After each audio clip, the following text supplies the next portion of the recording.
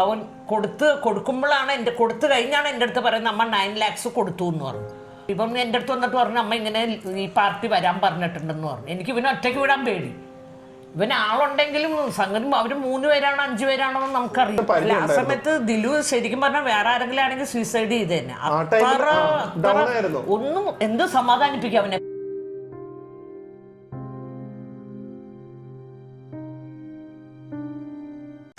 Hi guys, welcome to our another podcast. ആദ്യമായിട്ടാണ് ഒരു പോഡ്കാസ്റ്റിൽ ഗസ്റ്റ് ആയിട്ട് വരുന്നത്. സോ പോഡ്കാസ്റ്റ് എന്നും എന്താണ് അമ്മയ്ക്ക് എന്താണ് അറിയുക പോഡ്കാസ്റ്റ് അറിയില്ല, പക്ഷേ I think it's A very relevant time. എനിക്ക് തോന്നുന്നു ഒരു 3 വർഷം മുമ്പ് ഇതിനെക്കുറിച്ച് സംസാരിച്ചിട്ടുണ്ടായിരുന്നു. ഞാൻ സത്യം പറഞ്ഞാൽ അതിൻ്റെ ആ ഫ്ലോ ഓഫ് ഇവൻറ്റ്സ് മറന്നുപോയി. സോ അതിൽ ഏറ്റവും ഇൻറ്റഗ്രൽ പാർട്ടായത് അമ്മയായിരുന്നു. സോ അമ്മയുടെ കുറച്ച് കോൺട്രിബ്യൂഷൻ കാണും. ആൻഡ് ഇപ്പം നമുക്ക് ദിയ കൃഷ്ണയുടെ ഒരു കേസ് ഇപ്പം നടക്കുന്നുണ്ട്, ഈ ചീറ്റിംഗ് കേസ്. ഇപ്പോൾ വിജയമാലയുടെ ഒരു കിടിലം പോഡ്കാസ്റ്റ് വന്നിട്ടുണ്ട്.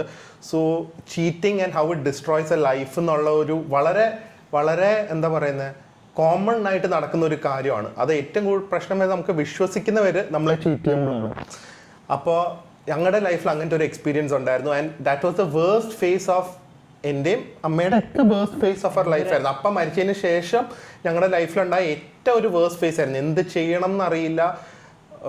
In fact I just wanted to get out of this world. അത്രയും ബാഡ് ഒരു ഫേസ് ആയിരുന്നു. സോ അതിൻ്റെ ഒരു ഫ്ലോ ഓഫ് ഇവൻറ്റ്സ് പറയാൻ ജസ്റ്റ് ഇതിൻ്റെ മെയിൻ ഉദ്ദേശം എന്താണെന്ന് വെച്ച് കഴിഞ്ഞാൽ നമ്മൾ ആക്ച്വലി അയാളുടെ പേരും ഒന്നും റിവീൽ ചെയ്യുന്നില്ല. ബിക്കോസ് നമുക്ക് ഡിഫെയിം ചെയ്യാൻ എനിക്ക് ഭയങ്കര ആഗ്രഹമുണ്ട്. ബിക്കോസ് ഈ ഡിസേർവ് ടു ബി അമ്മയുടെ റിംഗ് ടോൺ ആണ്.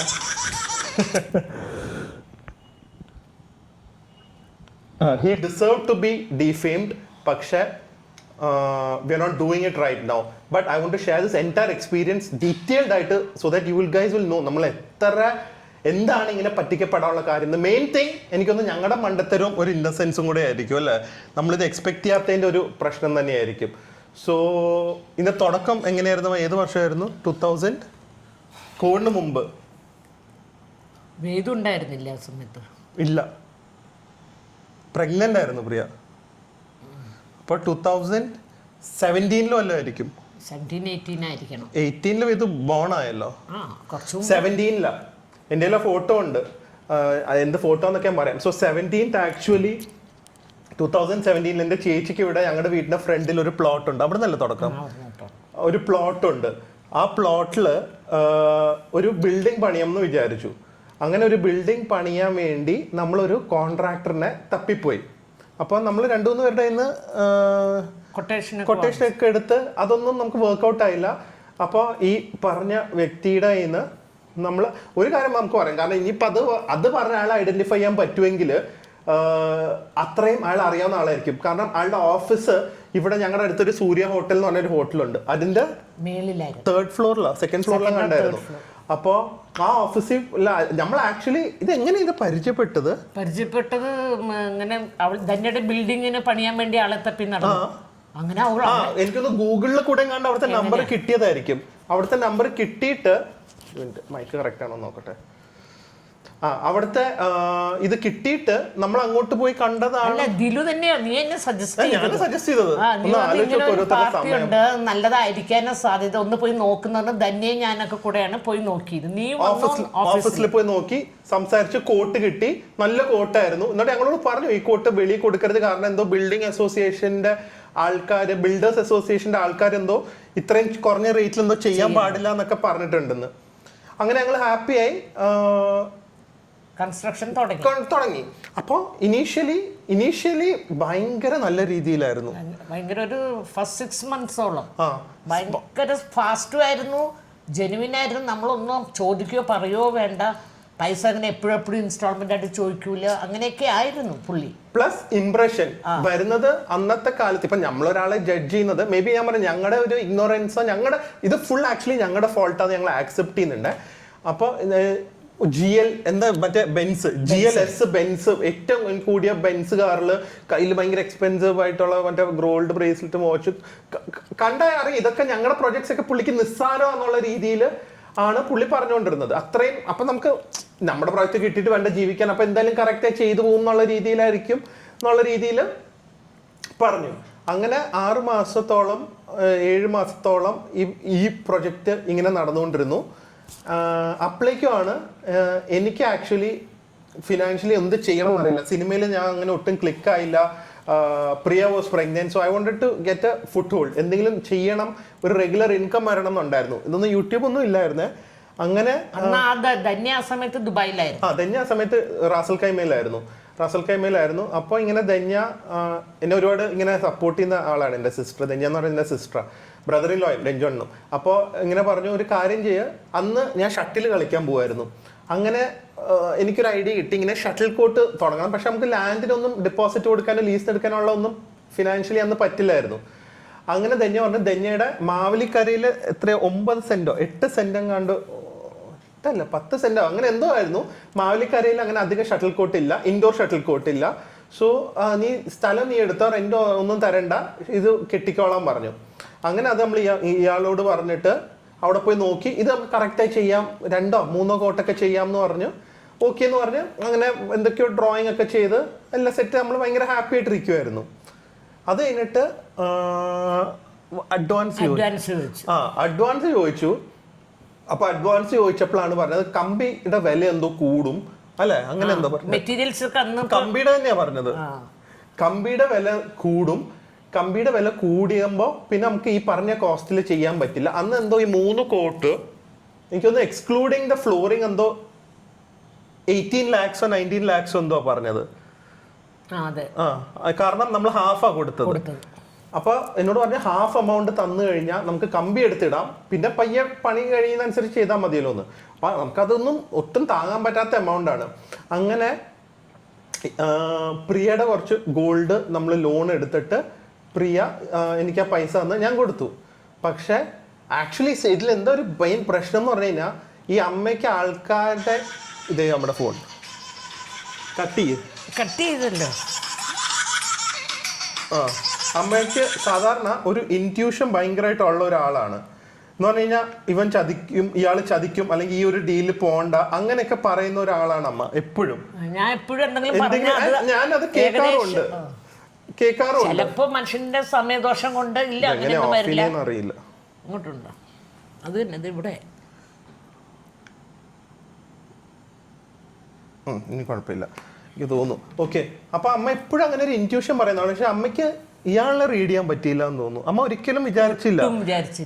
അപ്പൊ പക്ഷെ പ്രിയനോട് പറഞ്ഞു അത്രയും പൈസ അന്ന് കൊടുക്കണം. 9 ലക്ഷം കൊടുക്കണം ഇതിൽ പറഞ്ഞപ്പോ കൊടുത്തു എന്ന് എൻ്റെ അടുത്ത് വന്ന് പറഞ്ഞു. അതിപ്പോ എൻ്റെ കയ്യിൽ അത്രയും പെട്ടെന്ന് അപ്പം വെച്ച സമയത്തൊക്കെ ആയിരുന്നു എനിക്ക് പെട്ടെന്ന് റോൾ ചെയ്യാനൊന്നും പറ്റില്ലായിരുന്നു, FD ഒന്നും ക്ലോസ് ചെയ്യാനൊന്നും പറ്റാത്ത അവസ്ഥയായിരുന്നു. അപ്പോൾ അവൻ അങ്ങനെ പ്രിയ എടുത്ത് ചോദിച്ചു, പ്രിയയുടെ ഗോൾഡ് കൊടുത്തു, പ്ലെഡ്ജ് ചെയ്തു. അവൻ കൊടുക്കുമ്പോഴാണ് കൊടുത്തു കഴിഞ്ഞാണ് എൻ്റെ അടുത്ത് പറയുന്നത് അമ്മ 9 lakhs കൊടുത്തു എന്ന് പറഞ്ഞു. അപ്പം ഞാൻ ചുമ്മാ ചോദിച്ചു, ദിലു എന്തിനും 9 lakhs കൊടുത്തവർ 1, 2, 3 കൊടുത്താൽ പോരാ? ഇല്ലമ്മ, ജെന്യൂൻ പേഴ്സൺ നമുക്ക് ട്രസ്റ്റ് ചെയ്യാവുന്നതാണ്.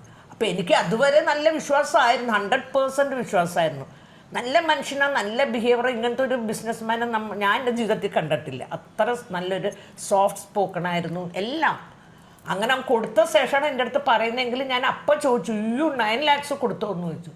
അത് ഇനി ഉണ്ടല്ലോ അമ്മ കൊടുക്കാൻ, അത് നമുക്ക് പണി തീരുന്നതനുസരിച്ച് കൊടുക്കാന്നാണ്. ഓക്കെ, നിന്റെ വിഷു പോലെ എന്ന് ഞാൻ അങ്ങ് വിട്ടു. അപ്പം അങ്ങനെ ഇത് കൊടുത്തിട്ട് 2017 അങ്ങനെ കൊടുത്ത് ഏകദേശം 3 മാസം കഴിയുന്നു, 4 മാസം കഴിയുന്നു. ഞാൻ പറഞ്ഞു, ഈ സ്ഥലം കണ്ടോ, അവിടെ കാടൊക്കെ വെട്ടണം, ബേസിക് എന്തോ മെഷർമെന്റ്, ഫൗണ്ടേഷൻ, അങ്ങനെ കുറച്ച് കാര്യങ്ങൾ. എന്താ ഫൗണ്ടേഷൻ അല്ല, എന്തൊക്കെയോ ടാങ്ക് കെട്ടാനുള്ള സ്പേസ്, അതൊക്കെ എല്ലാം ഒരുമാതിരിയൊക്കെ നമ്മളെ ബോധിപ്പിക്കാൻ കുറച്ചൊന്ന് തുടങ്ങി. ബേസിക് ആയിട്ട് ചെയ്തു. പക്ഷെ കമ്പി ഇറക്കണം എന്ന് പറഞ്ഞിട്ടാണ് ഈ പൈസ വാങ്ങിയത്. ആള് കമ്പി ഇറക്കിയില്ല. 3 മാസം കഴിഞ്ഞ് 6 മാസം കഴിഞ്ഞു. അപ്പൊ ഇത് എടുത്തപ്പോ ഗോൾഡ് ലോൺ, ഞാൻ പറഞ്ഞു, സോറി ഇടയ്ക്ക് കട്ട് ചെയ്ത ആളുടെ പേര് പറഞ്ഞു കേട്ടാ. സോ ഇതിൽ ഞാൻ ആൾക്ക് കൊടുത്തപ്പോൾ തന്നെ പറഞ്ഞു, എനിക്ക് ഇത്രയും പൈസ ഇല്ല, ഞാൻ ഇങ്ങനെ ഗോൾഡ് ലോൺ എടുത്തിട്ടാണ് തരുന്നത് പ്രിയയുടെ. അപ്പം അതിൻ്റെ ഇൻട്രസ്റ്റ് എന്നെ അടയ്ക്കാൻ ഹെൽപ്പ് ചെയ്യണം, പണി തുടങ്ങുന്നവരെ. പണി തുടങ്ങി കഴിഞ്ഞ് കഴിഞ്ഞാൽ ഞാൻ തരാമെന്ന് പറഞ്ഞു. അപ്പോൾ പുള്ളി പറഞ്ഞു ഓക്കെ, അത് കുഴപ്പമില്ല, ഇത്രയും എമൗണ്ട് നീ ചെറിയ ഇൻട്രസ്റ്റ് അല്ലേ വരുള്ളൂ. അയാൾക്ക് ചെറുതായിരിക്കും, എനിക്കത് അൺഅഫോർഡബിൾ ആയിരുന്നു. അത് ഞാൻ പണി തുടങ്ങുന്നവരെ ഞാൻ അടച്ചോളാം എന്ന് പറഞ്ഞു. അയാൾക്കത് റോൾ ചെയ്യാനായിരിക്കോ മറക്കാനായിരിക്കോ വേറെ കടം വീട്ടായിരിക്കോ ഒന്നും നമുക്ക് അറിയില്ലല്ലോ. ഇത് കൊടുത്ത് 3-4 മാസം കഴിഞ്ഞപ്പോഴേക്ക് സ്റ്റോപ്പായി. ധന്യയുടെ ബിൽഡിംഗ് സ്റ്റോപ്പായി. എൻ്റെ ആദ്യത്തെ ഒരു 3 മാസമോ 4 മാസം എനിക്ക് എക്സാക്ട്ലി ഓർമ്മയില്ലേ, കുറച്ച് നാള് ഇൻട്രസ്റ്റ് തന്ന് അത് കഴിഞ്ഞിട്ട് അമ്മേനെ വിളിച്ചാണ് പറഞ്ഞത് എന്നെ വിളിച്ച് കാരണം അമ്മയാണ് കൂടുതൽ ഡീലിംഗ് ചെയ്തുകൊണ്ടിരുന്നത്. എനിക്കിങ്ങനെ വിളിച്ച് സംസാരിക്കാനൊക്കെ കുറച്ചൊരു മടിയുള്ള ഒരാളാണ്, കൊടുത്ത പൈസ ചോദിക്കാനൊക്കെ. സോ അമ്മ വിളിച്ച് ഓരോ എക്സ്ക്യൂസ് ഒക്കെ ഞാൻ ഇങ്ങനെ പറഞ്ഞു. അവന് അത്യാവശ്യം അവിടെ ഭയങ്കര കരച്ചിലും ബഹളമൊക്കെയാണ്. ദിലു അവനാകെ അപ്സെറ്റ് ആയിട്ടിരിക്കുകയാണ്. പ്രിയയും ചോദിക്കുന്നുണ്ട് എന്താ ഇൻട്രസ്റ്റ് എന്ന് ചോദിക്കുമ്പോൾ എന്ത് പറയും. ഇതൊക്കെ അമ്മ എൻ്റെ അടുത്ത് ഷെയർ ചെയ്യുമ്പോൾ ഞാൻ ആകെ ഇങ്ങനെ ഒരു സർക്കിളിൽ കിടന്ന് കറങ്ങുമായിരുന്നു. പ്രിയയുടെ ഫാദർ ആയിരുന്നു ചോദിക്കുന്നത്, ഈ ബാങ്കിൽ ഇൻട്രസ്റ്റ് അടയ്ക്കാൻ കോള് വരുമല്ലോ. അപ്പൊ ഇങ്ങനെ എന്നെ വിളിച്ച് പറയുമ്പോ എനിക്കൊരു ഭയങ്കര മടിയായിരുന്നു. എന്ത് പറയാനായിരുന്നു, അവൻ ആ സമയത്തൊക്കെ കംപ്ലീറ്റ്ലി ഡിപ്രസ്ഡ് ആയിരുന്നു. അങ്ങനെ ഇയാള് ഒരു ദിവസം ഇവിടെ ഗേറ്റിന്റെ അവിടെ കണ്ടാണ് അമ്മയോട് വന്നു പറഞ്ഞത് ഇനി ഇൻട്രസ്റ്റ് തരാൻ പറ്റില്ല. അല്ല, അതിനകം ഒരു ചെക്ക് ചെയ്ത് തന്നു. ചെക്ക് ചെയ്ത് തന്നിട്ട് ഫുൾ എമൗണ്ടിനോ അല്ല, നീ ഒരു മാസത്തെ ഇൻട്രസ്റ്റ് ഉണ്ട്. കുറച്ചാൾ തന്നില്ല. അപ്പൊ അതെല്ലാം 2-3 മാസത്തെ ചേർത്ത് ഇൻട്രസ്റ്റ് ചെക്ക് ചെയ്ത് തന്നു. ചെക്ക് ചെയ്ത് തന്നിട്ട് അപ്പൊ ഞാൻ എന്നെ വിളിച്ച് പറഞ്ഞു. അപ്പൊ ധന്യയുടെ വീട് പണി നടക്കുന്നുണ്ട്. പുള്ളി പറഞ്ഞു അവിടെ ഞാൻ ആ ചാക്കിന്റെ ഇടയിൽ വെച്ചിട്ടുണ്ട്, മാഡം അകത്ത് കയറാൻ സമയമില്ല, അതാണ് മാഡം അത് എടുത്തോളൂ എന്ന് പറഞ്ഞു. ഞാൻ അത് അപ്പം തന്നെ പോയി നോക്കി എടുത്ത് നോക്കിയപ്പോൾ അതിൽ സൈൻ ഇല്ല. ബ്ലാങ്ക് ചെക്കാണ് തന്നിരിക്കുന്നത്. പക്ഷെ അങ്ങേരുടെ അക്കൗണ്ടിൽ അതെന്തിനാ അങ്ങനെ ചെയ്തു എന്ന് എനിക്കറിയില്ല. കാരണം ആർക്കും ആണെങ്കിൽ ഇപ്പോൾ എനിക്ക് വേണമെങ്കിൽ സൈൻ ചെയ്ത് എടുക്കാമോ? അത് ഇല്ല, അയാളുടെ സൈൻ വേണ്ട, നമുക്ക് സൈൻ ചെയ്തിട്ട് കാര്യമില്ല, അയാളുടെ ചെക്കല്ലേ. അയാളുടെ ചെക്ക്. അപ്പൊ അങ്ങനെ നോക്കിയപ്പോൾ സിഗ്നേച്ചർ ഇല്ല. ഉടനെ ഞാൻ അപ്പൊ തന്നെ തിരിച്ചു വിളിച്ചു. പിന്നെ അയാളുടെ പേര് വന്നു. അപ്പൊ ഞാൻ പറഞ്ഞു ഇനിയിപ്പോ ഞാൻ തിരിച്ചങ്ങനെ വിളിച്ചിട്ട് പറഞ്ഞു ഇതിൽ സൈൻ ചെയ്തില്ലല്ലോ എന്ന് പറഞ്ഞു. അയ്യോ ഞാൻ മറന്നുപോയി, ഇപ്പൊ വരാം മാഡം എന്ന് പറഞ്ഞു. പിന്നെ അയാൾ അങ്ങോട്ട് വന്നിട്ടേ ഇല്ല. ആ ചെക്ക് കളക്ട് ചെയ്യാനും വന്നില്ല, ഒന്നും ചെയ്തു തന്നിട്ടില്ല. അപ്പോഴാണ് നമുക്ക് ആകെ ഇതായിപ്പോയി. എന്താ, ധന്യയുടെ ബിൽഡിങ് ഹാഫായിട്ടുള്ളൂ. അവളവിടെ നിന്ന് പാവം, എല്ലാവരും അധ്വാനിച്ചുണ്ടാക്കുന്ന പൈസയല്ലേ, അവളവിടെ നിന്ന് പല കാരണത്തിൻ്റെ ഇടയിൽ കൂടിയാണ് ഇതും കംപ്ലീറ്റ് ആയി റെൻ്റ് ഔട്ട് ചെയ്ത ഒരു ഇൻകം ആവുമല്ലോ എന്നൊക്കെ വിചാരിച്ച് അവൾ വായിച്ചത്. അതും അവിടെ ഒരു 50% ആയപ്പോൾ അതും 70% ആയി. സ്ട്രക്ചറായി 70% സ്ട്രക്ചറായി. ടൈൽസ് ഇറക്കിയിട്ടുണ്ടായിരുന്നു എന്ന് തോന്നുന്നു, ലേ ചെയ്തിട്ടില്ലായിരുന്നു, അങ്ങനെ എന്തോ ആയിരുന്നു. പ്ലസ് മേളിലത്തെ ഫ്ലോറും തീർത്തിട്ടില്ലായിരുന്നു. ഏറ്റവും മേളിലത്തെ ഒരു 70% ആണ് കംപ്ലീറ്റ് ആയത് എന്നാണ് എനിക്ക് തോന്നുന്നത്. അങ്ങനെ പിന്നെ സിസ്റ്ററിന് വേറെ ഓപ്ഷൻ ഇല്ല. പിന്നെ കോവിഡ് വന്നു, അത് വന്നു. പക്ഷെ ഇയാളുടെ ഒരു പ്ലസ് പോയിന്റ് എന്താണെന്ന് അറിയോ, ഫോൺ കോൾ എടുക്കും. എപ്പോൾ വിളിച്ചാലും കോൾസ് എടുക്കും. എന്നിട്ട് പറയും ഞാൻ അവിടെയാണ്, ഇവിടെയാണ്, മദ്രാസിലാണ്, ഡൽഹിയിലാണ്, ഇതാണ് എപ്പോഴും അറ്റൻഡ് ചെയ്യും. അങ്ങനെ ഒരു പ്ലസ് പോയിന്റ് മാത്രം അങ്ങേരിലുണ്ടായിരുന്നു. ഡിസ്കണക്ട് ചെയ്യില്ല, ഫോൺ എടുത്ത് തിരിച്ചു വിളിക്കും. നമ്മൾ എടുക്കുമ്പോൾ പറ്റിയില്ലെങ്കിൽ തിരിച്ചും വിളിക്കും. അതെ. അപ്പോൾ ഇതില് എന്നിട്ട് സിസ്റ്ററിന്റെ പണി ഇത് അതിനെക്കാട്ടി ഗിൽറ്റി കോൺഷ്യസ് സിസ്റ്ററിനെ നമ്മളാണ് മുട്ടിച്ചു കൊടുത്തത്. അപ്പൊ അത് അവന് അതിലും അതും കൂടെ അവനെ ഇടയിൽ കിടന്ന് ശരിക്കും ഈ തവള എന്താണ് കുഴലിന്റെ അത് തവളനെ നമ്മളിട്ട് കുത്തുന്ന പോലെയായിരുന്നു ഈ സൈഡിൽ നിന്ന്. അല്ല, അവന്റെ സെൽഫ് കോൺഷ്യസ് ഒന്നും ചോദിച്ചു ഹേർട്ട് ചെയ്തിട്ടില്ല.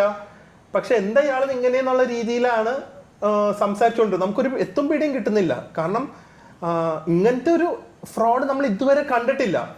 അത് കഴിഞ്ഞ് ആള് പിന്നെ ഇതിപ്പോ 2017 18, 19, 20, 21, 22, 23, 24, 25 8 years ആയി. നിങ്ങൾ ആലോചിക്കണം, 8 years ആയിട്ട് ഇതിന്റെ ട്രോമ ഞങ്ങൾ പോകുന്നുണ്ടെങ്കിൽ how much we must have gone through. So ഇത് കഴിഞ്ഞിട്ട് ഞങ്ങൾ അങ്ങനെ ഫോൺ എടുത്ത് എക്സ്ക്യൂസ് അങ്ങനെ തന്നെ പോകുന്നു. ധന്യയുടെ ബിൽഡിംഗ് നമ്മൾ കോവിഡൊക്കെ വന്നല്ലോ, അതൊക്കെ കഴിഞ്ഞ് ബിൽഡിംഗ് ഇത് അപ്പോഴാണ് ഇൻട്രസ്റ്റ് നിർത്തി, പൈസയും തന്നില്ല, ധന്യയുടെ ഇല്ല, ഇങ്ങോട്ട് തിരിഞ്ഞു നോക്കിയിട്ടില്ല. അത് കഴിഞ്ഞ് ഞങ്ങളുടെ യൂട്യൂബ് ചാനൽ തുടങ്ങി. ശരിക്കും എൻ്റെ യൂട്യൂബ് ചാനൽ കൊണ്ട് എനിക്ക് ഓബ്വിയസ്ലി കുറേ ലവ്സ്, കുറേ സബ്സ്ക്രൈബേഴ്സ്, ഫിനാൻഷ്യൽ സ്റ്റെബിലിറ്റി എല്ലാം കിട്ടിയാലും ഇപ്പം ഞാൻ പറയാൻ പോകുന്നതാണ് എനിക്ക് എൻ്റെ ഏറ്റവും വലിയ ബ്ലെസ്സിങ് എന്ന് എനിക്ക് പറയാനുള്ളത്. എൻ്റെ യൂട്യൂബ് ചാനലിൽ ഏറ്റവും വലിയ ബ്ലെസ്സിങ്. കാരണം യൂട്യൂബ് ചാനൽ തുടങ്ങി ഞാൻ അന്ന് ഒരു ഷോർട്ട് വീഡിയോ അല്ലാതെ ഒരു വീഡിയോ ഇട്ടായിരുന്നു. ഇയാളുടെ പേര് പറഞ്ഞില്ല, പക്ഷെ ഇങ്ങനെ എനിക്ക് പറ്റിയ ഒരു കാര്യം I still remember. I think so ഞാൻ കാറി പോകുമ്പോഴും കണ്ടായിരുന്നു അത് എടുത്തിട്ടേന്ന് തോന്നുന്നു. ഇപ്പോൾ എനിക്ക് ഉണ്ടോയെന്ന് അറിയില്ല. എൻ്റെ ഓർമ്മയാണെങ്കിൽ ആളത് അൺലിസ്റ്റഡ് എഴുതാൻ പറഞ്ഞു. അന്ന് ഞാൻ ആ വീഡിയോ ഇട്ടപ്പോൾ കുറേ പേര് ഇത് കണ്ടു, ഇൻക്ലൂഡിങ് ഇയാളുടെ ഫാമിലി. ഇയാളുടെ ഫാമിലി കണ്ടിട്ട് കുറേ നാളുകൾക്ക് ശേഷമാണ് ഇയാൾ എന്നെ അന്ന് വിളിക്കുന്നത്. So that will be like may be 2019 ആ ടൈമിലായിരിക്കും വിളിക്കുന്നത്, ഉണ്ടായ ശേഷം വിളിക്കുന്നത്.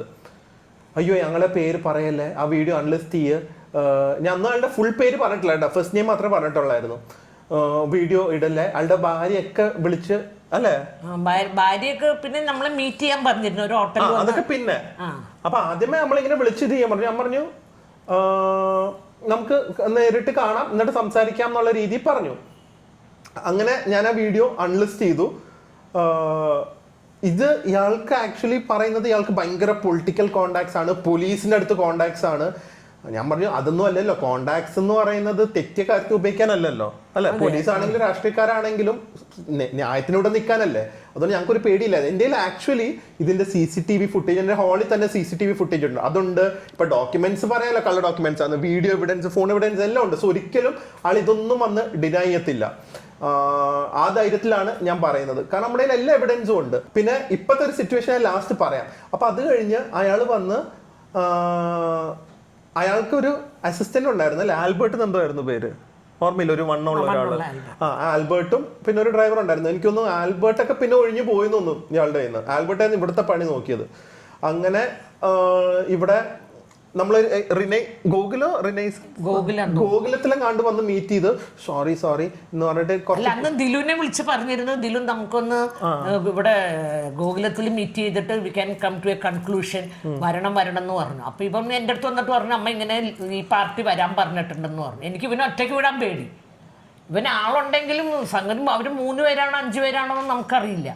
അപ്പൊ ഞാൻ പറഞ്ഞു ദിലു ഒറ്റയ്ക്ക് പോണ്ട, ഞാനും കൂടെ വരാൻ. വലിയ ഞാൻ വന്നല്ല, ഞാൻ കിടന്ന് ഒച്ച വെച്ചാൽ എല്ലാരും കൂട്ടും. നീ അതല്ലല്ലോ, നിന്നെ അകത്ത് പിടിച്ചോണ്ടേ വല്ലതും അയാൾ കുത്തുകയോ പിടിക്കുകയോ ചെയ്ത് എന്ത് ചെയ്യും, ഒരാൾ കാണണ്ടേ. അങ്ങനെ ഞാനും അവൻ്റെ കൂടെ വലിയ ആളെ പോലെ പോയി. അങ്ങനെ വിളിച്ചിരുന്ന് ഒരുപാട് കരഞ്ഞ് കാലും. അപ്പൊ വൈഫ് ഉണ്ടായിരുന്നു. ഇല്ല വൈഫിന്റെ അമ്മ. വൈഫ് അവിടെ വെച്ചാണ് നിന്നെ ഫോൺ വിളിക്കുന്നത്. അവിടെ വെച്ച് വൈഫ് ഇങ്ങനെ കുറെ നമ്മുടെ കരഞ്ഞ് കാല് പിടിച്ച് നമ്മളോട് ഇതുവരെ അങ്ങനെയല്ല സംസാരിച്ചുകൊണ്ടിരുന്നത്.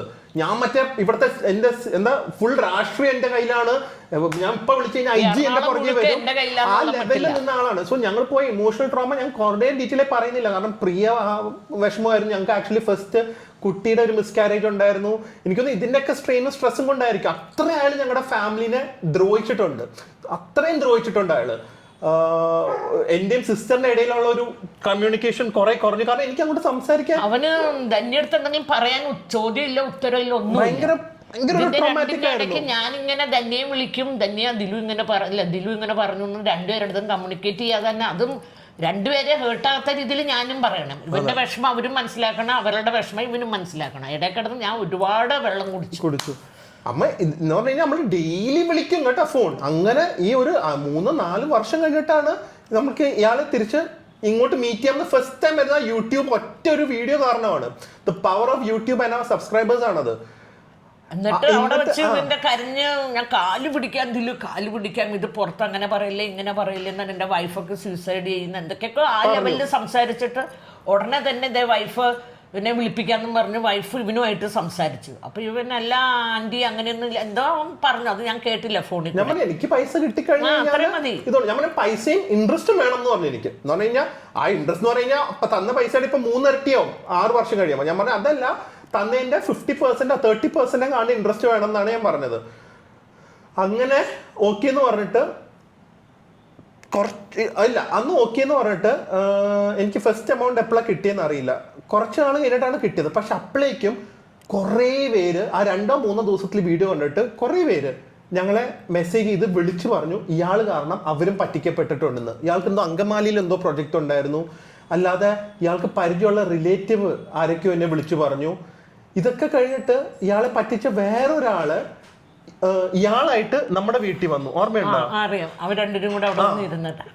ഇയാൾക്ക് അടിയൊക്കെ കിട്ടിയിട്ടുണ്ട്, പബ്ലിക് റോഡിൽ വെച്ച് ഈ പറ്റിക്കപ്പെട്ട ആളുടെ കയ്യിൽ നിന്ന് അടിയൊക്കെ കിട്ടിയിട്ടുണ്ട്, കിട്ടിയിട്ടുണ്ട്. എനിക്കൊന്ന് ഇതൊക്കെ ഇത്രയും ഡൗൺ ആയ സ്ഥിതിയായിരിക്കും.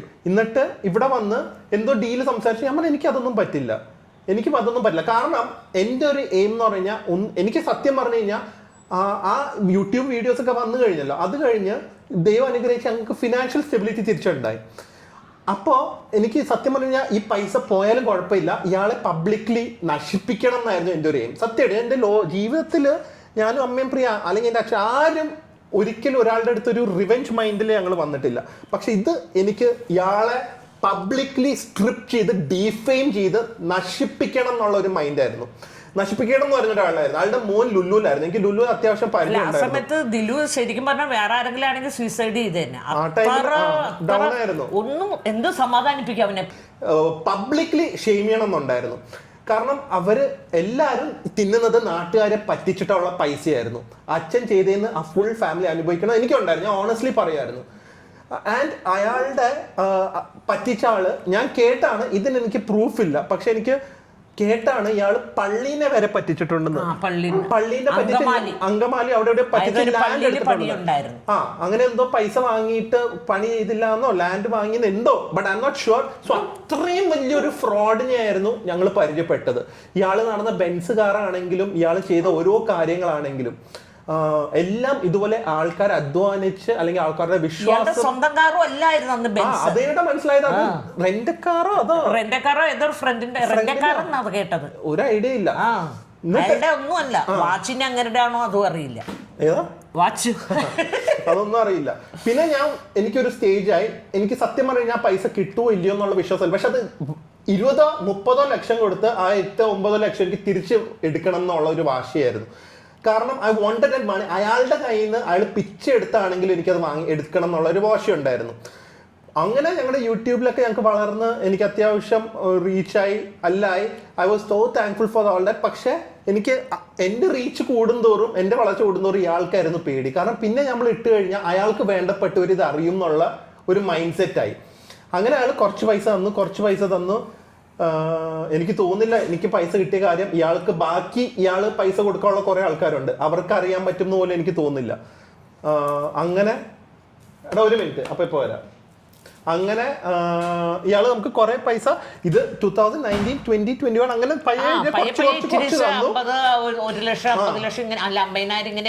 ഇതിന്റെ ഇടയില് അയാള്, ഞാൻ സത്യം പറയാം, അയാളുടെ വീട് എനിക്ക് തോന്നുന്നു ഈ പലിശക്കാര് അല്ലെങ്കിൽ ഇയാള് പൈസ കൊടുക്കാനുള്ള ആൾക്കാര്, ഇൻട്രസ്റ്റും അതിന്റെ ടോട്ടൽ എമൗണ്ട് ഒക്കെ ആയിട്ടുള്ളവർ, അവരൊക്കെ കയറി ഇവർ അടിച്ചിറക്കിന്ന് എനിക്ക് തോന്നുന്നത്. ശേഷം ഫ്ലാറ്റിൽ നിന്ന് ഇറക്കി വിട്ടു, കാറ് പോയി. അതുപോലെ തന്നെ വേറെ എന്തായിരുന്നു, ഒട്ടും അല്ല, മൊബൈലിന് ലാസ്റ്റ് റീചാർജ് ചെയ്യാൻ പോലും ഫണ്ടില്ല എന്നുള്ള രീതിയിലായിരുന്നു പറഞ്ഞുകൊണ്ടിരുന്നത്. അങ്ങനെ നമ്മള് അതൊക്കെ കഴിഞ്ഞ് കുറേയൊക്കെ ആയിട്ട് തന്ന് ലാസ്റ്റ് അതിന്റെ ഇടയ്ക്ക് ധന്യയുടെ ബിൽഡിംഗ് കംപ്ലീറ്റ് ആയിട്ടില്ലായിരുന്നു. വേറൊരാൾക്ക് കൊടുത്തു, പക്ഷെ അതിന് പൈസ ഇല്ലല്ലോ. അന്നൊന്നും അവന് അത്ര എമൗണ്ട് ഒന്നും ദിലുവിന് ഇറക്കാൻ പറ്റത്തില്ല. പിന്നെ ഞാൻ ബാങ്കിൽ നിന്ന് ലോൺ എടുത്ത് 10-40 ലക്ഷം കംപ്ലീറ്റ് ആക്കാൻ അത്രയും വേണം. കാരണം ഒന്നും വയറിങ് ഇതൊന്നും അത്രയൊന്നും വേണ്ട. ടോട്ടൽ ബിൽഡിംഗിന്റെ കോസ്റ്റ് ആയിരുന്നു 40 lakhs എങ്ങാണ്ട്. 45. അതിലെ ലാസ്റ്റ് ഒരു 10 lakhs 8 lakhs അല്ല 20 lakhs അബവ് ലോൺ എടുത്തായിരുന്നു ഞാൻ ലോൺ എടുത്തിട്ട് യൂണിയൻ ബാങ്കിൽ നിന്നാണ് ലോൺ എടുത്തതൊക്കെ. അതെല്ലാം അടച്ചു തീർന്ന് വല്ലച്ചാതി അത് ഒരു രൂപ ആക്കി എല്ലാം കഴിഞ്ഞ് അങ്ങനെ റെന്റിന് കൊടുക്കണം എന്നുള്ള പരുവത്തിൽ ഇരുന്നത്. ആ സമയത്താണ് കോവിഡിന്റെ ഇത് വന്ന് പിന്നെയും 3 വർഷത്തോളം കണ്ട് അതും അടച്ചിട്ടു, റെന്റിന് പോയില്ല. അതങ്ങനെ കിടക്കാൻ, അത് കഴിഞ്ഞാണ് അത് റെന്റിന് പോയത്. അപ്പൊ അതങ്ങനെ ഭയങ്കര ട്രോമാറ്റിക് പീരീഡ് ആയിരുന്നു. എന്നിട്ട് ഇപ്പൊ സത്യം പറഞ്ഞു കഴിഞ്ഞാൽ എനിക്ക് അങ്ങനെ നമ്മൾ ഇത് ഇങ്ങനെ കണ്ടിന്യൂസ് ആയി പോയി 20,000 10,000 അങ്ങനെ തന്ന് കുറെ സോറി പറയും, നാളെ തരും, ഒരാഴ്ച കഴിഞ്ഞ് തരും എന്ന് പറഞ്ഞിട്ട് 4 വർഷം ഈ ഒരാഴ്ച നടന്നുകൊണ്ടിരിക്കുവാണ്. അങ്ങനെ ലാസ്റ്റ് ഇപ്പോഴത്തെ ഒരു സിറ്റുവേഷനിൽ ഞാൻ പറഞ്ഞില്ലേ, യൂട്യൂബിന്റെ ബലത്തിൽ മാത്രമാണ്, അല്ലാതെ നമ്മൾ പോലീസ് കേസിന് പോയാലും ലോയർ കേസിന് പോയാലും വക്കീൽ നോട്ടീസ് ഒക്കെ നമ്മൾ അന്ന് അയക്കാനൊക്കെ തരില്ല എന്നുള്ളൊരു രീതി തന്നെയായിരുന്നു, തരില്ല എന്നുള്ളൊരു മൈൻഡിൽ തന്നെയായിരുന്നു അന്ന് നമുക്ക് അത് പറഞ്ഞുകൊണ്ടിരുന്നത്. നമ്മൾ എങ്ങനെ വേണമെങ്കിലും പോയിക്കോളം എന്നുള്ള മൈൻഡിൽ തന്നെയായിരുന്നു. നിങ്ങൾ എന്താ വെച്ചാൽ ആക്ഷൻ എടുത്തു എന്റെ നേരെ, നമുക്ക് അവിടെ ഫേസ് ചെയ്യാന്നുള്ള രീതിയിലായിരുന്നു. അങ്ങനെയാണ് അവൻ യൂട്യൂബിൽ ഇട്ടപ്പോഴത്തേക്ക് 2ാമത്തെ ദിവസം നമ്മുടെ മുന്നിൽ വന്ന് കാലിന്റെ അടുത്ത് വന്നിരുന്നു. അതാണ് യൂട്യൂബിന്റെ സോഷ്യൽ മീഡിയ. സത്യം, അതില്ലായിരുന്നെങ്കിൽ എന്ത് സിറ്റുവേഷനിലായിരിക്കും എനിക്ക് അത് ആ സമയത്ത് പറയാതെ പറ്റില്ല. ഫോളോവേഴ്സിന്റെ ഒരുപാട് സപ്പോർട്ടും ഹെൽപ്പും എൻകറേജ്മെന്റും അവനെ മാനസികമായിട്ട് ഇയാളെ ട്രാക്ക് ചെയ്യാൻ നോക്കിയെന്നറിയോ ഞങ്ങളുടെ ഫോളോവേഴ്സ്, ആർക്ക് വേണ്ടി, എനിക്ക് വേണ്ടി തന്നെ. അങ്ങനെ ഭയങ്കര സപ്പോർട്ട് ഉണ്ടായിരുന്നു കേട്ടാ. അപ്പോഴാണ് നമുക്ക് തിരിച്ചൊരു ലൈഫും ധൈര്യവും വന്നത്. ആൻഡ് അത് കഴിഞ്ഞിട്ട് ലാസ്റ്റ് ഇപ്പം ഇന്നലെ വേറെ കുറച്ച് കാര്യങ്ങളൊക്കെ ഉണ്ട് കേട്ടോ, അതൊന്നും ഞങ്ങൾ പറയുന്നില്ല. പക്ഷെ ഒരാളുടെ വേസ്റ്റ് ഫേസിലേക്ക് എങ്ങനെ പോകാൻ പറ്റും, കർമ്മ എന്ന് പറയില്ലേ, അതിലേക്കാണ് അയാൾ പോയിരിക്കുന്നത്. I don't think so his kids are there. I don't think so his family is there. Means എന്ന് പറഞ്ഞാൽ അവർ 100% സീറോ കുട്ടികളൊക്കെ കൂടെ ഉണ്ട്, ഞാൻ അതല്ല, പക്ഷെ ഫുൾ ഡൗൺ ആയി. ഇൻഫാക്ട് ഓൾമോസ്റ്റ് ആണ് ഒരു ഹാൻഡിക്യാപ്പിനെ പോലെ ആയെന്ന് വരെ പറയാം, ഹെൽത്തും ഫിസിക്കലി ഒക്കെ വെച്ച്. ആൻഡ് ഇന്നലെ ഞാൻ ഫോൺ വിളിച്ചപ്പോൾ ഫോൺ ഓഫ് ആയിരുന്നു. വേറൊരു നമ്പർ വിളിച്ചപ്പോൾ പറഞ്ഞു എനിക്ക് ഫോൺ റീചാർജ് ചെയ്യാനുള്ള പൈസ പോലും ഇല്ലാന്ന്.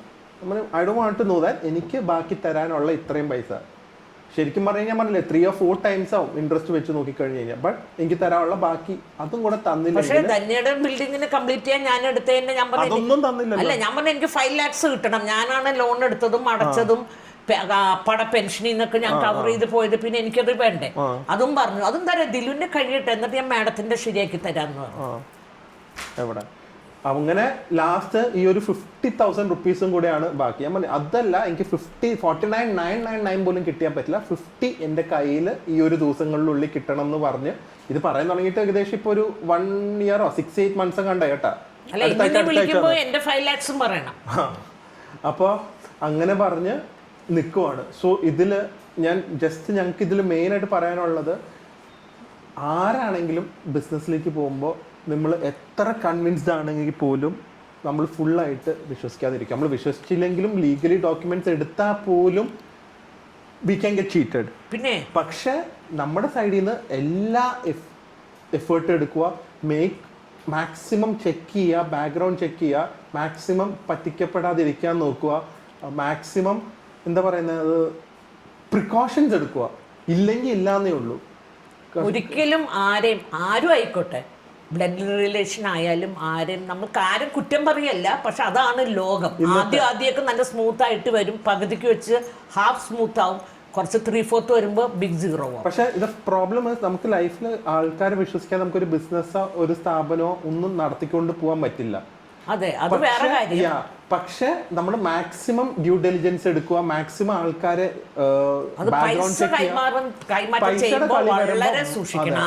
ആരാണെങ്കിലും ഹെൽപ്പ് ഒക്കെ ചെയ്യാം, നമുക്ക് ഫിസിക്കലായിട്ട് പോയി നിൽക്കുക, അതൊക്കെ ചെയ്യും. പക്ഷെ സാമ്പത്തികമായിട്ട് അങ്ങോട്ടോ ഇങ്ങോട്ടോ ചെയ്യുമ്പോൾ എല്ലാവരും വളരെ വളരെ വളരെ ആലോചിച്ചിട്ട് വേണം ആർക്കായാലും 1,000 രൂപ കൊടുക്കാൻ. ഇല്ലെങ്കിൽ തിരിച്ച് വേണ്ട, കിട്ടൂല എന്നുള്ള പ്രതീക്ഷയോടെ ചെയ്യണം. ഇതിന്റെ ഇടയ്ക്കൊക്കെ ആ ടൈമിൽ എന്തോ പ്രിയ ഒരു തവണ വിളിച്ചു.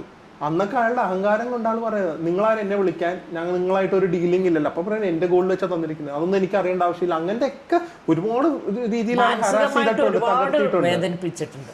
അപ്പോൾ എന്നിട്ട് ഇന്ന് ഞാൻ പറയില്ലേ, ഇപ്പം ഞാൻ പറഞ്ഞു എനിക്ക് ആ പൈസ കിട്ടിയില്ലെങ്കിൽ കുഴപ്പമില്ല, ഇപ്പോഴും ആൾ തന്നില്ലെങ്കിൽ ഞാൻ പറയും ഞാൻ ആളെ എക്സ്പോസ് ചെയ്യും എന്നുള്ള രീതിയിലാണ് പറഞ്ഞിരിക്കുന്നത്. ഈ ഒരു പൈസ കിട്ടിയിട്ടെങ്കിൽ നമുക്ക് കാര്യമായിട്ടൊന്നും നേടാനില്ല.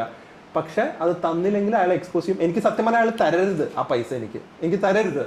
അയാളും അയാളുടെ ഫോട്ടോസ്, അയാളുടെ മക്കള് എവിടെയോ ലോയറിനൊക്കെ പഠിച്ച് പാസ്സായിട്ടുണ്ട്, എല്ലാത്തിൻ്റെയും ഫോട്ടോസ് എൻ്റെ ഉണ്ട്. ഞാൻ അതൊക്കെ ഇടും എന്ന് പറഞ്ഞിട്ടാണ് ഇരിക്കുന്നത്. അല്ല, അതൊക്കെ ഉണ്ടല്ലോ നിന്റെ.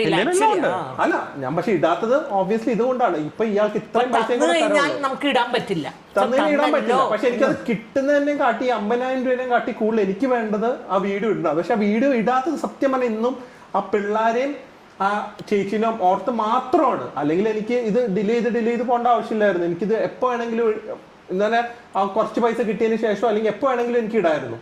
പക്ഷെ ഒരു കുടുംബം നശിപ്പിക്കാൻ ഓൾറെഡി അയാൾ കാരണം നശിഞ്ഞു.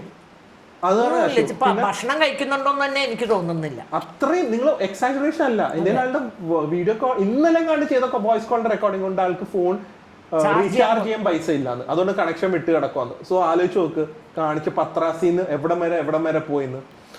എന്നിട്ടും ആൾ പറയുന്നത് ഞാൻ പറ്റിച്ചിട്ടില്ല ആരെയെന്ന്. ഞങ്ങളെ പറ്റിച്ച് ഞങ്ങൾക്ക് അറിയില്ലേ, എന്നിട്ടാണ് പറയുന്നത് ഞങ്ങൾ ആരെയും പറ്റിച്ചിട്ടില്ല. പറ്റിച്ചവരൊക്കെ ഇവിടെ വന്നിരുന്ന് ഇവന്റെ അടുത്ത് കരഞ്ഞു പറയായിരുന്നു, അയ്യോ ദിലു നിങ്ങളെയല്ലേ, ഞങ്ങളത് ഇത്രയും, ഞങ്ങളുടെ അത് പോയി, ഞങ്ങളുടെ ഇത് പോയി, ഞങ്ങളുടെ കാറ് അവരുടെ കാർ എടുത്തോണ്ടാണ് ഷൈൻ ചെയ്തോണ്ടിരുന്നത്. അവസാനം കാറും റെന്റ് കൊടുത്തില്ലാന്നോ അങ്ങനെ എന്തോ പറഞ്ഞിട്ടൊക്കെയാണ് പ്രശ്നമായത്. ഭയങ്കര ഇഷ്യൂ ആയിരുന്നു. സ്റ്റേഡിയത്തിന്റെ അവിടെ വെച്ചാൽ കണ്ട് അടിച്ചെന്നൊക്കെ പറഞ്ഞിട്ടുണ്ടായിരുന്നു. സ്റ്റേഡിയത്തിന്റെ അവിടെ വെച്ചിട്ടാണ് ഇടിക്കുകയായിരുന്നു. അവര് പറഞ്ഞു കൊടുത്തു നല്ല പോലെ. അത് നല്ല സൈസുള്ള മനുഷ്യരൊക്കെ ആയിരുന്നു.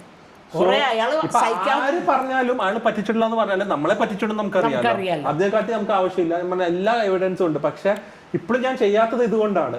അല്ല, പറ്റിച്ചു എന്ന് പറഞ്ഞവരുടെ പേരും നിന്റെ ഉണ്ടല്ലോ, ലിസ്റ്റ് ഉണ്ടല്ലോ. പക്ഷെ അത് എനിക്ക് ആക്ച്വലി വലിയ ഓർമ്മയില്ല. എനിക്കറിയാം. അപ്പൊ അതുകൂടാല്ലോ, അവര് 100% പറന്നു വരും. പക്ഷെ നമുക്ക് അങ്ങനെ അയാളല്ല. പക്ഷെ അയാള് വാക്കിന് വ്യവസ്ഥ ഇല്ലാത്തവനായി പറയായിരുന്നു. സാമ്പത്തികമായിട്ട് എനിക്ക് കുറച്ച് ഒരു 6 മാസം ക്ഷമിക്കുന്നു, 2 മാസം ക്ഷമിക്കുന്നു, അതല്ല. ഇതിന്റെ കൺക്ലൂഷൻ എന്ന് പറഞ്ഞു കഴിഞ്ഞാൽ ഞങ്ങളുടെ ഈ ഒരു എക്സ്പീരിയൻസ് ഷെയർ ചെയ്യുന്നത് നിങ്ങൾ വളരെ കെയർഫുൾ ആയിട്ട് ഓരോ ആൾക്കാരെ വിശ്വസിച്ച് ഓരോ കാര്യങ്ങളിലേക്ക് പോവുക, ഇല്ലെങ്കിൽ ഇല്ലാന്നേ ഉള്ളൂ. ആൻഡ് മാക്സിമം കെയർഫുൾ ആയിട്ട് തന്നെ ഇരുന്ന് ഫൈനാൻഷ്യൽ ഹെൽപ്പ് ചെയ്യുവാണെങ്കിൽ അങ്ങോട്ടായാലും വളരെ ആലോചിക്കുക, അത്രേ ഉള്ളൂ മെയിൻ. ബാക്കിയൊക്കെ കുഴപ്പമില്ല, ബാക്കിയൊന്നും കുഴപ്പമില്ല. സോ ഞങ്ങളുടെ ഒരു ഏറ്റവും ട്രോമാറ്റിക് എക്സ്പീരിയൻസ് ഷെയർ ചെയ്യുന്നത്, എസ്പെഷ്യലി ഞാൻ ഡിയ കൃഷ്ണ എത്ര വർഷമായി ഇരുന്നിട്ട് ഇതും ആ വേദനിച്ച നിമിഷങ്ങൾ ഒരിക്കലും മറക്കാൻ പറ്റില്ല. നമ്മൾക്ക് ഒരാൾ സന്തോഷം തരുന്ന നമ്മൾ കുറച്ച് ദിവസം കഴിയുമ്പോൾ മറന്നു പോകും. പക്ഷെ നമ്മളെ മാനസികമായിട്ട് ഒരാൾ വേദനിപ്പിച്ചു, അത് ആരും ആയിക്കോട്ടെ, ഏതൊരു വ്യക്തിയാണെങ്കിലും അത് നമ്മൾ മറക്കും, പക്ഷേ മറക്കാൻ പറ്റില്ല. അതിങ്ങനെ തലയുടെ അടിയിൽ കിടക്കും. എന്തെങ്കിലും സാഹചര്യം വരുമ്പോഴാണ് അത് പുറത്തു വരുന്നത്. ഇതൊക്കെ എത്ര വർഷമായിട്ട് എനിക്ക് ഇത്രയൊക്കെ ഓർമ്മ വന്നു എന്ന് എനിക്ക് എന്നെ അതിശയം. പറഞ്ഞു വന്നപ്പോഴത്തേക്കും കുറേ വന്നു, ഇനി എന്തൊക്കെയോ ഉണ്ട്, ഒക്കെ മറന്നുപോയി. സോ ഇപ്പൊ നമ്മൾ തിരിച്ചുകൊണ്ടിരിക്കുന്നത് എനിക്ക് തോന്നുന്നു ദൈവാനുഗ്രഹം. നമ്മൾ ചെയ്ത കാര്യങ്ങളുടെയൊക്കെ നമ്മൾ ദ്രോഹിച്ചിട്ടില്ലല്ലോ ആരെയും. ഒരാളുടെയും ഒരു പൈസ അങ്ങോട്ട് കൊടുത്തിട്ടേ ഉള്ളൂ കൊണ്ടുവയ്ക്കുമെന്ന് പറഞ്ഞു. പക്ഷെ ഇങ്ങോട്ട് ഇഷ്ടം പോലെ കിട്ടാനുണ്ട് ഇപ്പോഴും. അപ്പ കൊടുത്തതിന് കയ്യും കണക്കില്ല, ലക്ഷങ്ങൾ കിട്ടാനുണ്ട്. അതിലേക്കൊന്നും പോകുന്നില്ല. പക്ഷെ അതൊക്കെ എന്റെ കണ്ണിൽ കാണുന്നുണ്ട്, ഓരോരുത്തരും നരയിക്കുന്നത്. അതൊന്നും ഈ പോഡ്കാസ്റ്റിൽ പറയണമെന്നില്ല. പക്ഷെ ആ പൈസ എടുത്ത് അപ്പനെ വിശ്വസിച്ച് അപ്പടെ ഇന്ന് വാങ്ങിയവരൊക്കെ അല്ലെ, ഒരാള് സൂസൈഡ് ചെയ്തോ, വൈഫ് സൂസൈഡ് ചെയ്യാൻ പോയി. മറ്റേ ഇവിടത്തെ ആള് ഇപ്പൊ മരിച്ചില്ലേ, അസുഖം വന്ന് മരിച്ചത്, കിഡ്നി ഫെയിലിയർ വന്ന് അങ്ങേരും ആരും ഗതി പിടിച്ചിട്ടില്ല. സോ അതിലേക്കൊന്നും പോകണ്ട, ഒരുപാടുണ്ട്. But this is the main aim is this. നിങ്ങളെല്ലാരും അതുകൊണ്ട് നമ്മൾ ഹാപ്പി ആയിട്ടും എന്താ പറയാ, വലിയ സാമ്പത്തിക ബുദ്ധിമുട്ടില്ലാതെ ഇന്നും തള്ളി പോകുന്നത് ചെയ്ത ഗുണങ്ങൾ കൊണ്ട് തന്നെയാണ്. ആരെയും മാനസികമായിട്ടോ ഇല്ലെങ്കിൽ ഫൈനാൻഷ്യലോ ആരും പറ്റിച്ചിട്ടില്ല, ആരുടെയും കയ്യിൽ നിന്ന് വാങ്ങിച്ചിട്ട് തിരിച്ച് കൊടുക്കാതിരുന്നിട്ടില്ല. അഹങ്കാരമല്ല, നമ്മൾ അങ്ങനെ പോകുന്നോണ്ടാണ് നമുക്കിങ്ങനെ നിലനിൽക്കാൻ പറ്റുന്നത്. Truly believe it. അതെ. അപ്പോൾ this is just our experience. Just be careful with your hard earn money. എപ്പോഴും എത്ര വിശ്വസ്തനമായി നമുക്ക് തോന്നിയാലും ഓൾവേസ് ബി കെയർഫുൾ. അപ്പോൾ അതൊന്ന് പറയാനായിരുന്നു. And this is our most traumatic experience. So അത് പറഞ്ഞുകൊണ്ട് നമുക്ക് വേറെ വീഡിയോ കാണാം. അതുവരെ stay healthy, stay happy, bye by.